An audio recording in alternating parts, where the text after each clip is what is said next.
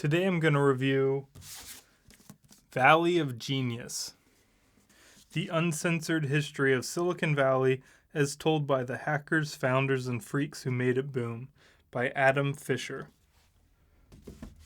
This book is another history of tech. This one focuses on Silicon Valley and the Bay Area, and it starts back in the 1960s with Doug Engelbart, who, if you watch my review on The Dream Machine, which is this book right here, that book talks about Doug Engelbart a lot, and he plays a big part of that book. But what he did was he kind of had this research project to create the first modern computer, had a graphical interface, and it had a lot of the modern computer features that you would recognize today. But it was crazy expensive at the time, and it was like a feat of engineering to just get it hacked together and working. But that's where the book starts. And then the book tells a lot of chronological stories, and it ends with the death of Steve Jobs. So, 2011 or so. And so it covers like this 50-year time period in the Valley. And each chapter just focuses on one company and like one thing that was happening. And each chapter, it's pretty, it looks very closely at a single company and like who was involved and what the people were there. And then the next chapter will just tell a different story. And a few of the stories link together because like Apple and Steve Jobs are talked about in 8 of the 28 chapters. It's a huge chunk of the book. So you kind of get a narrative over time for those guys. But for a lot of these other stories, it's like one chapter where they talk about that company and those people and what they did at that time. But those one-off chapters ended up being my favorite part because those were the stories that you don't know too much about. The chapters about Google and Facebook and Steve Jobs, Apple, everyone already knows those stories. So, you couldn't have really told a history of Silicon Valley and not covered them. But at the same time, it's kind of boring because people reading about Silicon Valley will probably be very familiar with Steve Jobs and Google and Facebook. So those chapters, it's just hard to add anything because they have whole books dedicated to them. So, you're not going to like uncover something new in a couple chapters.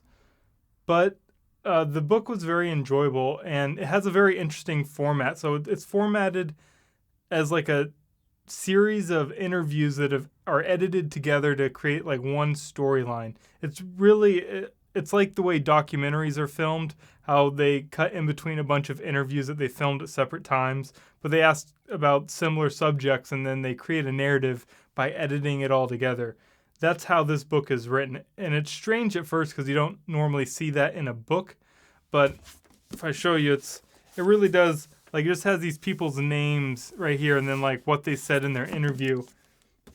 And it's weird at first, but you get used to it. And I ended up liking it by the end because it does feel like a book that is written by the people who lived the history. It doesn't feel like a journalist is coming in and telling someone's story for them. This is like the story from the people's mouths. So that was interesting. And it was really interesting to hear people talk about the more unique aspects of Silicon Valley.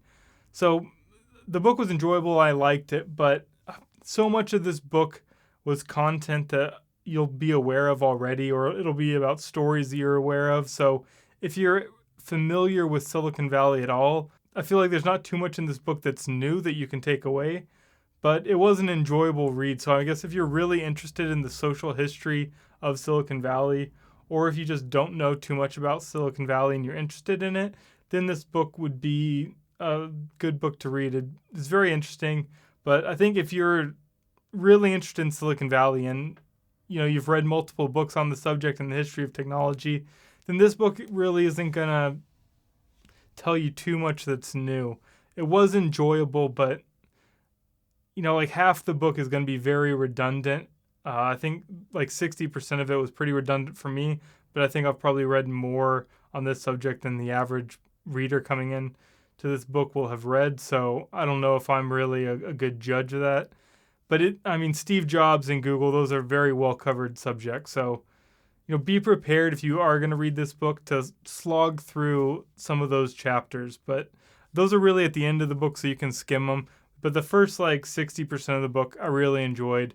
and it captured an interesting history in technology in this one place in time where just everything was happening all at once. And so it was interesting to kind of get a view into that history. But like I said, it's not the best history book, and it's not the most comprehensive at all. It's just, this kind of documentary like look into the history of this place.